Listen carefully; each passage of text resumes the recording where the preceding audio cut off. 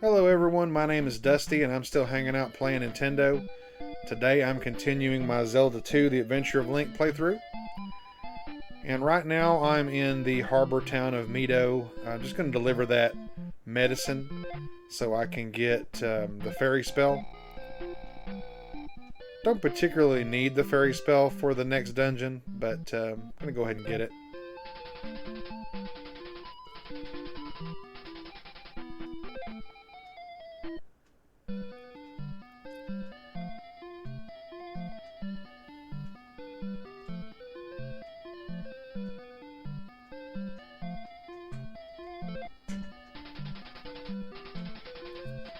I've always found this text here to be confusing. Seems odd that it would say what it says instead of "this magic word will transform you into a fairy." I guess they couldn't fit all that in there, so they just went with something random. I feel like it's random. He practically says, "This spell is magical." So in the last video, I said that I would show you all what the King's Tomb entrance was about. That Error tells you about. I believe it's Error that tells you that. And really, that's not the next thing you're supposed to do. But I said that I was going to do that, so I'm going to do that just to show it.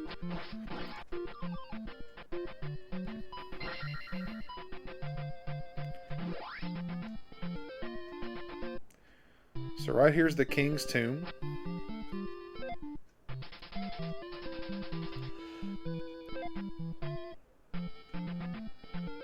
I think I misremembered that you could push B at the tomb and get some kind of text, but I guess not. So you would take the ferry up there, and that would take you to the Island Palace. But there's nothing else for me to do here. I didn't mean to run into that, but that's just a red potion. I had a sliver of life that I lost. Might as well heal it up.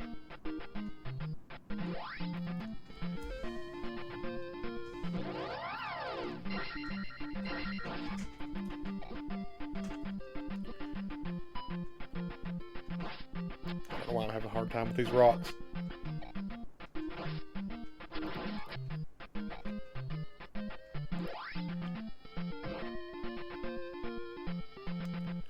At this point, it's kind of late while I'm recording this, so I am getting a bit tired. But I'm going to keep going because I'm enjoying myself. And I'm not that tired. I'll be alright. But I am tired enough to make silly mistakes. And again, I'm probably just making excuses, but it is quite late while I'm recording this.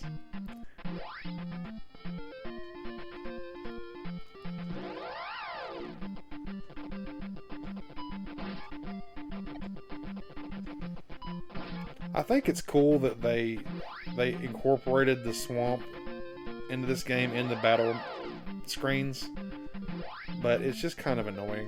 You just want to get out of there.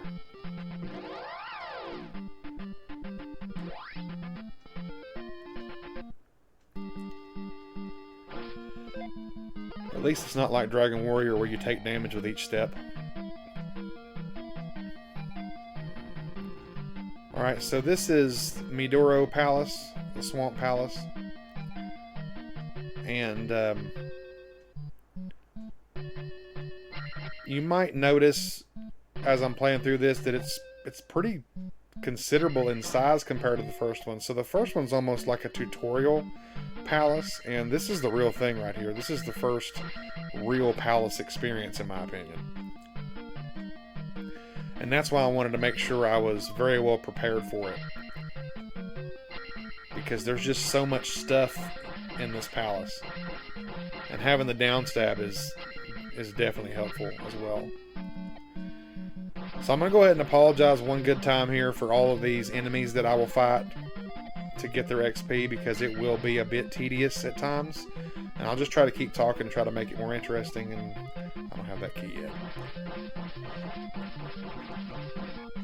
But anytime you can get XP in the early game, like I said before, you want to do it. So it's worth it to do it. And I'm not going to make it harder on myself to make the video more interesting. So if I was doing this on a different platform where I was streaming live, you would see it anyway, and I'm not going to play differently because I do plan on eventually doing live playthroughs where I'm not just recording it live and talking about it. I'm doing the whole thing live.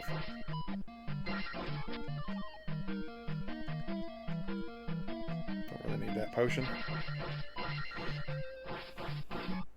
I've heard someone call those little piranha plant enemies ropes, but I don't know what they're really called. I'm pretty sure they're not really the ropes from the first game because they renamed everything. Well, almost everything. They didn't rename the bubbles. I feel like now I can kill the bubbles and it's not going to be too awful bad as far as being boring, but it's still not exciting. They do take a lot of hits, but they don't take near as many as they would if you tried to kill them at the beginning.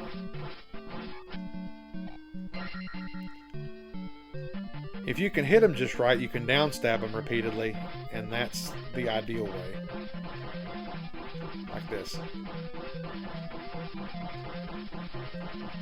It's kind of funny looking. It's like killing them with a pogo stick. It also almost makes the game feel like a Mario game. Because in my opinion, once you get the downstab, that almost becomes your primary means of attack for a lot of these smaller enemies. Or it can, if you let it. I try to avoid it. I feel like I'm spamming them. Not that I'm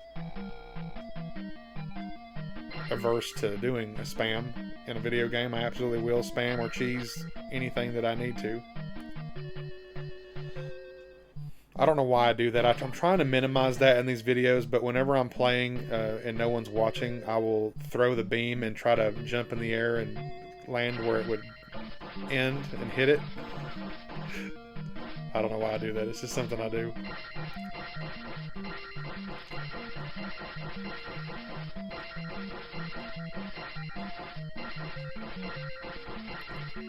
Stabbity, stabbity, stab. Like the Black Mage in 8-Bit Theater. How's that for a deep cut?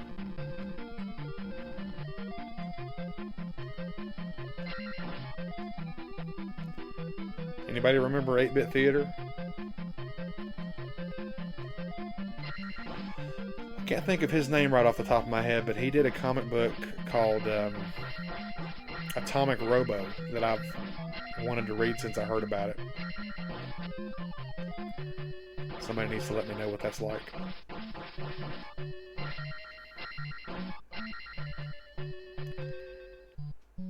I didn't read all of his 8-Bit Theater webcomic. I read a lot of it, though. For a while there, it was all I read. And after a while, I feel like it kind of was dragged out a bit too long. I feel like he told the jokes he wanted to tell and said what he wanted to say about the game way before it ended. I wish I could remember his name. I'll have to Google that later.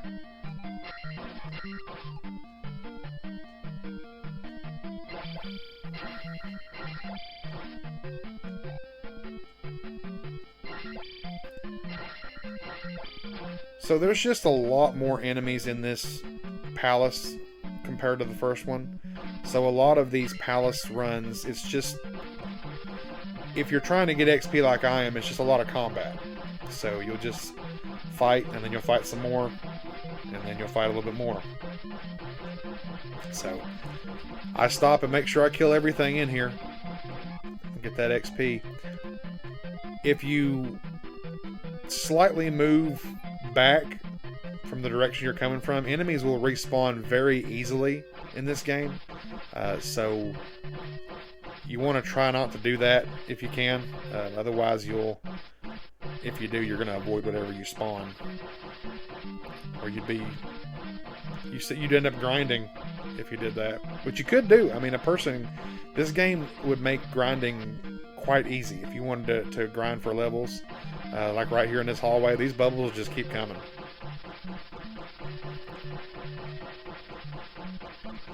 And this is probably a respawned bubble here, but he's here. I'm going to kill him.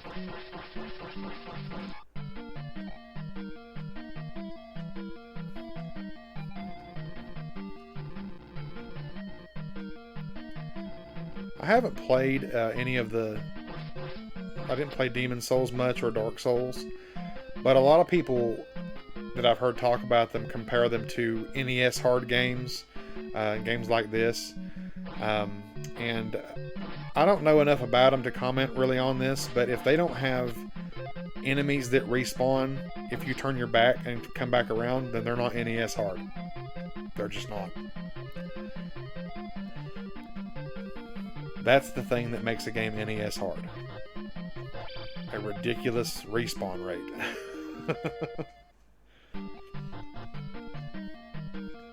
I can't think of any games that I would consider difficult on the NES that don't respawn enemies either just by default, like they just respawn no matter what, or they respawn when you leave the area or just turn your back.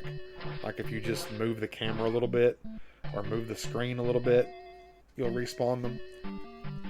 And I don't have that key either.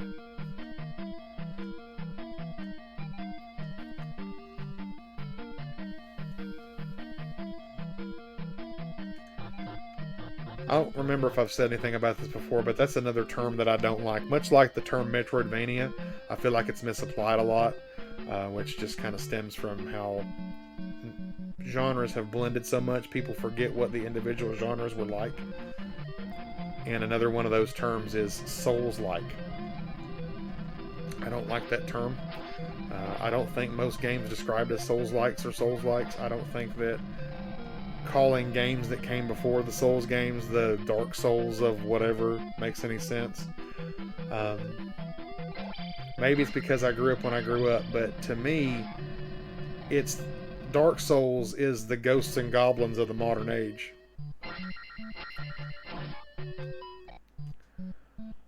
Although I've since played a Japanese game that I think deserves the title more, but nobody knows what that is, so you can't really make a new term about something no one's ever heard of. But there's a game on NES called Demon Sword.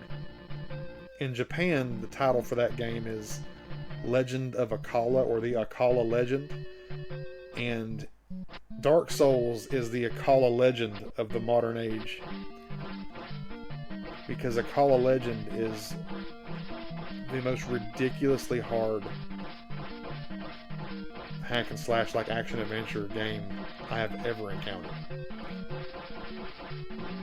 I might play that one day. I probably will play Demon Sword first, because Demon Sword is easier, because Demon Sword has a life bar, and in Legend of Akala it's one-hit kills, and it's one-hit kills in a game that plays like Legend of Kage. So if you've played Legend of Kage, you know how many enemies will be on the screen at once.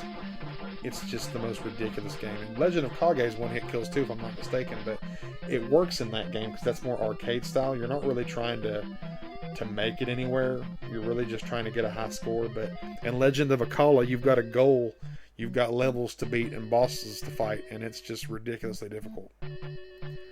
So one day, maybe.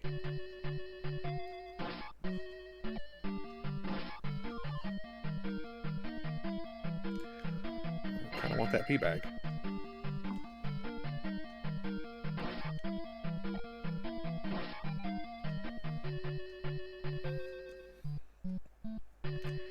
If you want a tip, I'm not really making these videos for tips or for walkthroughs or anything of that nature, but if you want a tip in these dungeons, anytime you come to one of those columns where the blue drops and the red drops are coming down, you can use that to get blue potions if you need to cast life.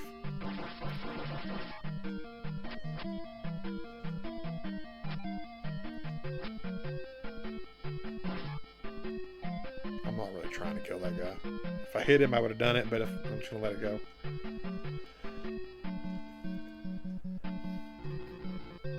this isn't the only dungeon that those columns appear in. It's probably the dungeon that has the most frequent occurrence of them, but they're in other dungeons as well.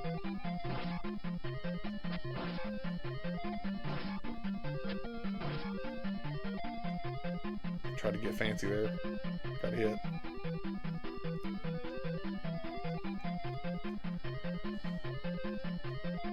Here's another one of these red guys. They're going to keep appearing. One of the criticisms that I actually would agree with, I've never actually heard this criticism, because the criticisms against this game are usually, it's not like other Zelda games, which is foolishness. It's not even a criticism. But one of my criticisms is the enemies are, the enemy types can be repetitive. There's just not that many. And you do run into the same ones over and over again, and to compensate for that, they've made everything take many more hits to kind of make it to where they're sort of sub-boss in their difficulty level, and it just kind of gets to where that's all you're fighting. But if you like fighting that stuff, it's cool. Like, I like fighting Iron Knuckles and Stalfos. I think that's fun. But those red guys, whatever they're called, I don't think I've ever known what they were called. I think they're a pain. I hate fighting them. They're too many hits. The way they move is sort of random. It's just something you have to be careful of.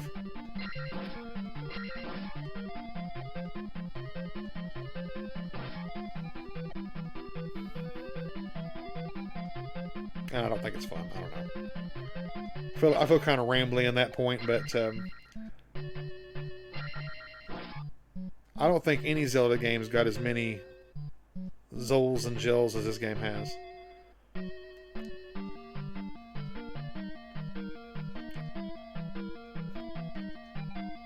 But in fairness to the designers, they never stop being a nuisance.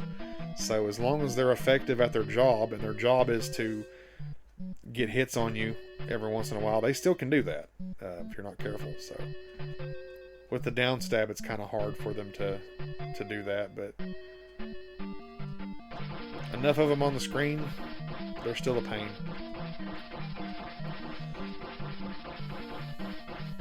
I'm gonna pogo stick this guy to death. See, it's going a little faster now. I got my 4th level sword. Not going to be as tedious, but I know it's still tedious, but it's going to help my game in the long run. It's worth it based on that alone. This isn't working like I want it to. Luckily, they're not hurting too bad, but there we go. Couldn't get them in position. Well, that was just my fault. I'm going to mess around and get one to respawn here.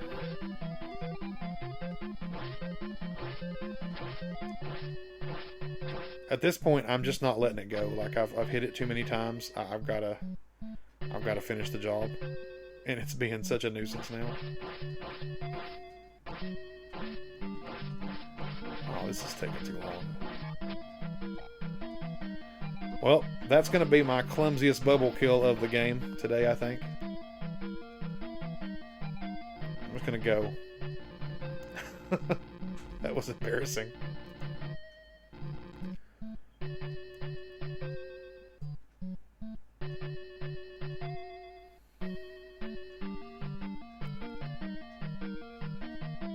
So now I've got my key, I can go back down through here and get the glove so that I can break these blocks here that are falling, and any other block like that.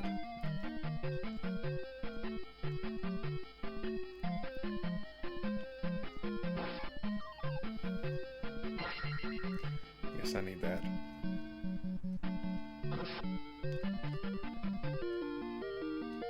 So here's the handy glove we heard about in town. I'm not sure if they call it the power glove. I don't really recall.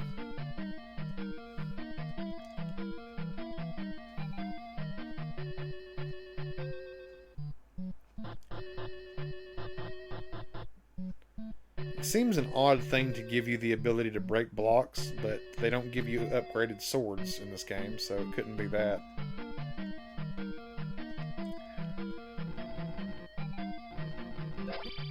I suppose it makes about as much sense as anything else that's magical.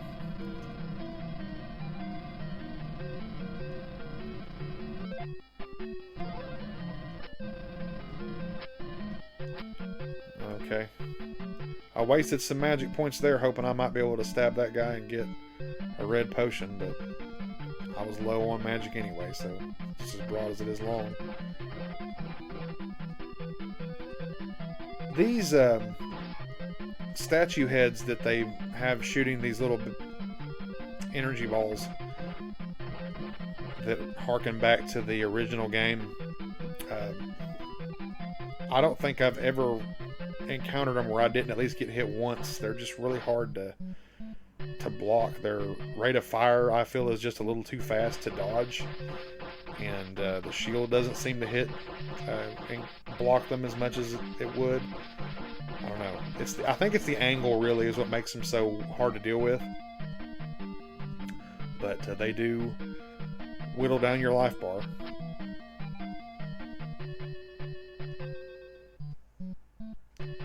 Well, this looks like this is going to be another clumsy bubble fight.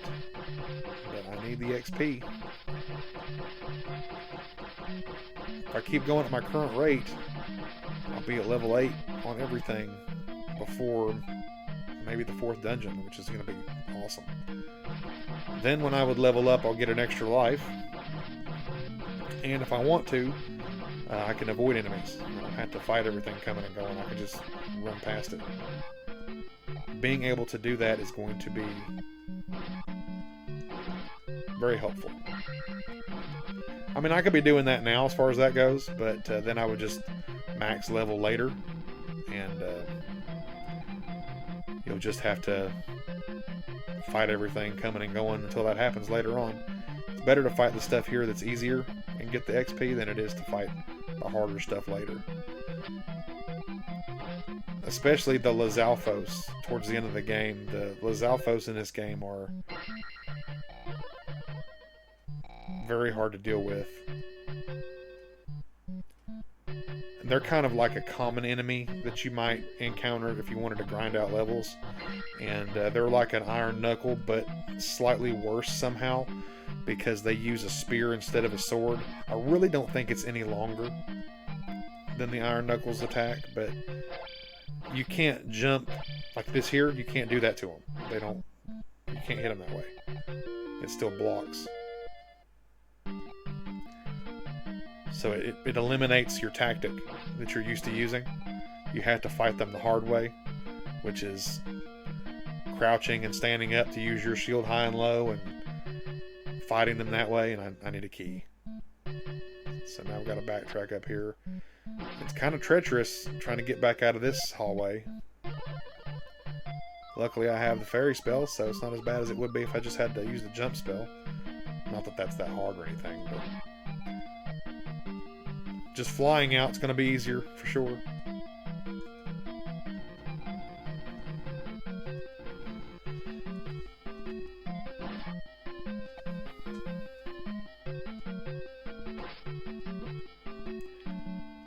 Well, I don't know why it took my brain so long to figure out that I hadn't hit that guy the way I wanted to, but it did.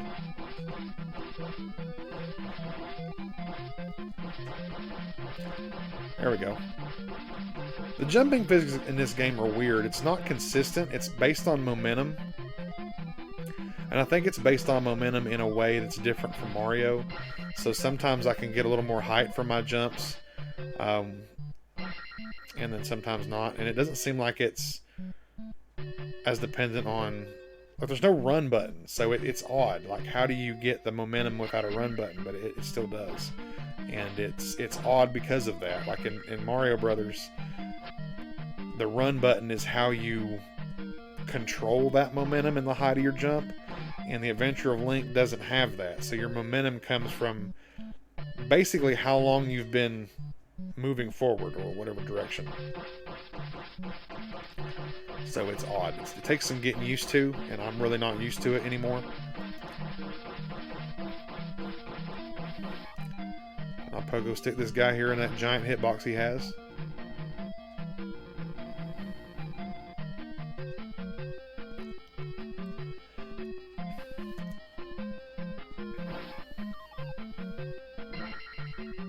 Got to be careful with the down stab on these platforms now because you can break the blocks. Okay, so now this should be the home stretch of this palace.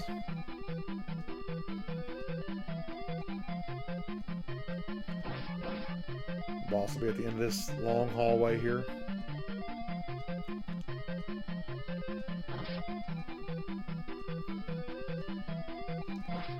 When I first encountered this boss when I was a kid, I thought it was cool. Just because I never could get to any other palaces when I was really young. This game was impossible to me when I was a kid. And when I finally got here a little bit later in life, I was still in elementary school. But I mean, it took me years to get this far. So when I encountered this guy, I thought it was just amazing. I was like, oh man, a different boss that's not helmet, that's not Horsehead. And I'm trying to down stab him, and it's really not that effective. But I just wanted to see how it would go, and I took a lot of damage, and that was really clumsy. The capture caused me to flicker so much that you couldn't really see Link, but I was trying to down stab.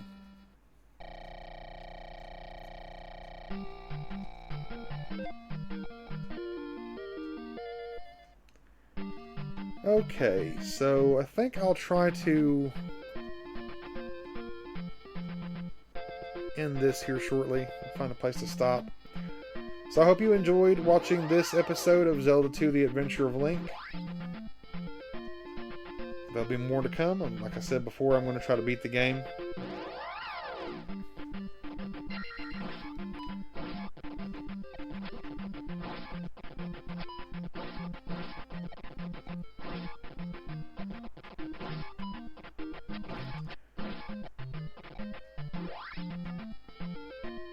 A little more than I wanted to deal with there. I think I'll just go back to the harbor town here and wrap it up. So see y'all next time. Thanks for joining me.